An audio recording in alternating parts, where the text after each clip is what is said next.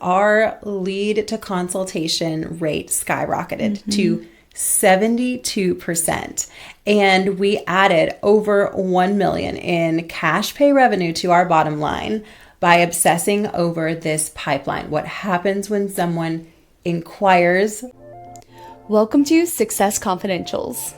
9 minutes every week that'll level up your practice. If you're a healthcare visionary obsessed with patient experience, team culture, marketing, and growth, you're in the right place. We are too. We're Lauren and Christine, the patient whisperers. We worked together for 4 years as leaders in a real premium practice. We did not play in the traditional healthcare sandbox and believe human emotions drive all success, and it really, really worked. We grew our cash pay practice an average 60% year over year.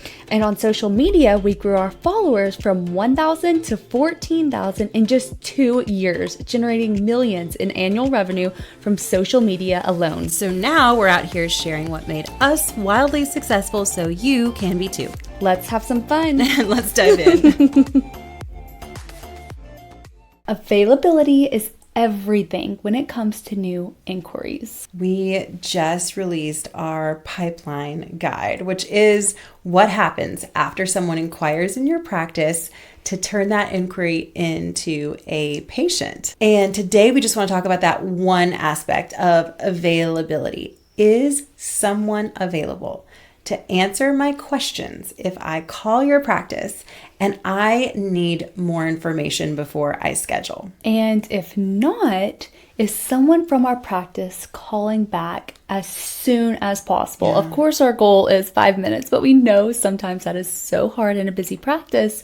But the key is as soon as possible. Yeah. So we know it works by personal experience, but let's look at some data to back that up. 76% of consumers will skip leaving a voicemail. So they will call us and never leave us a voicemail, just say missed call. And 85% will not attempt to call us back. And being available on the phone is really key because 88% of people said that they prefer phone over any type of communication. When they're calling in, like when they're saying, I'm going to take the next step, I'm going to find out information, it's during business hours, overwhelmingly people preferred the phone. What's interesting as a side note is overwhelmingly, I think it was 75% people preferred text messages back with information. If they couldn't reach you on the phone, it was text that they wanted information back.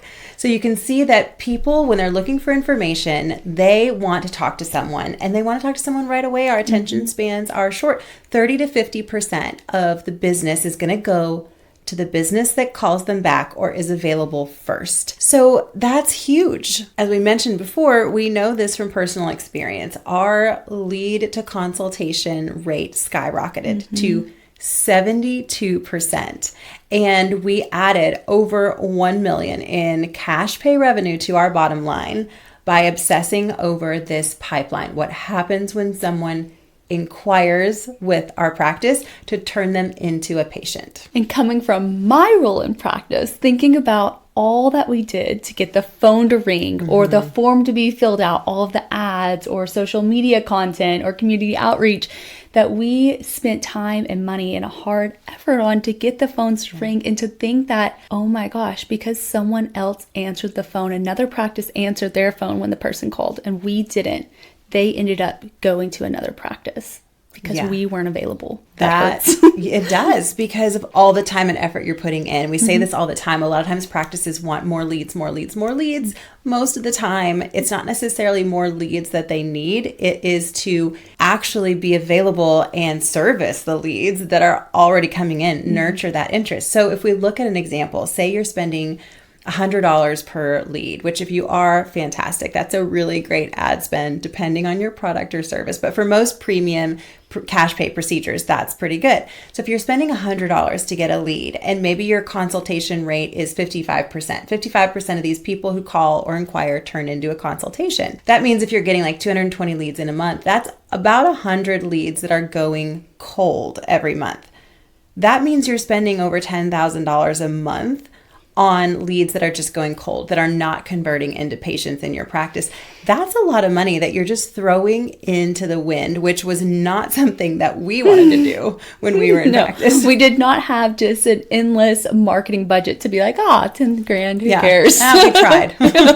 The other thing, so not only does it save or maximize our ad dollars, but when we're available, it saves us that game of phone tag, which if you're really good at following up with patients, you know that is a lot of time and effort and manpower to have someone constantly calling these leads back, trying to get them on the phone, trying to get them in the door. If we don't get to them right away, our chances of getting them in the door with follow-up really decline. It's not impossible. Follow-up is still important, but it's much better, much more efficient to just be available right away. Let's step in the shoes of our potential patient. They are finally ready to either schedule an appointment and take the leap to get the service or procedure we offer, or just looking for more information. So they either go and Google practices in their area or ask friends and really create a short list of 2 to 3 practices. They're going to fill out forms for these practices or call them to reach out for more information. They cross it off their list and move on to something else. The first practice that reaches out to them, they end up scheduling a consultation with. But as the day goes on, or days in some situations, these other practices begin contacting them. But since they already have an appointment set up with the first practice, they're going to see that one through instead of playing phone tag or setting up multiple appointments. And really, if you think about it, the one that they set the appointment up with is the easiest one for them to see through. Unless there's something that really turns them away, it is easiest for them to just go with the first practice that they set up the appointment with, and that's because that practice contacted them first. Today's consumer wants convenience. That's why we shop at Amazon and Walmart, and it's convenient. Everything I need is right there. They'll ship it straight to my door. We are a society of convenience, and so it's shocking to data-driven analytical people like a lot of us are that we go, why would you go with just the first place that called you back, the first one you booked an appointment? Why would you not set up appointments with all 3? But shockingly, that's what the average consumer does because it's easiest to cross off their list and move on. Okay, so what do we do with all of this? A few of the things that I remember doing when we made this pivot and we realized that we needed to change how we handled these incoming inquiries was, 1, setting expectations with the team, making sure that everyone knew that expectation of answer immediately or call back within 5 minutes. If that's not doable, we get it, but as close to that as possible. It's not just a when we get to it kind of a thing. It's this is my number 1 job. If this phone is ringing, I answer it. Unless there's a patient in front of me, I answer it. If that light is blinking, that there is a message, a missed call, that's the first thing on my list to do as soon as I have a second is listen to it and call back. So setting those clear expectations is huge. The second thing is then to make sure we're setting our team up with success and they have the capacity and structure to meet these expectations. If we're expecting our staff to be available and call people back right away, but they're in clinic with patients most of the day, that's not feasible. So we have to make sure we look at their role and we kind of do an audit of their day and go, who's responsible for this? And do they have the capacity and availability to execute and maybe make some changes internally? It's worth it when we look at the volume of revenue that we're missing. Even if we have to hire another person, it is usually going to bring us out ahead and be cost effective to do that versus not really pay attention to these new leads that are coming in our doors. And then the last thing is training, making sure that these people are not only available, but they are trained experts. That if we have someone on the phone with questions who's not just ready to schedule, ready to book, this person knows how to be a guide and really feel like an expert to the person on the other end of the phone.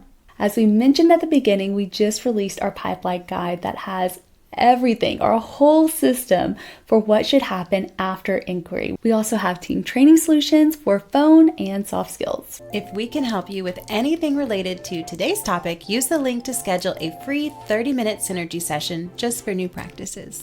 For our existing practice clients, you already know where to find us.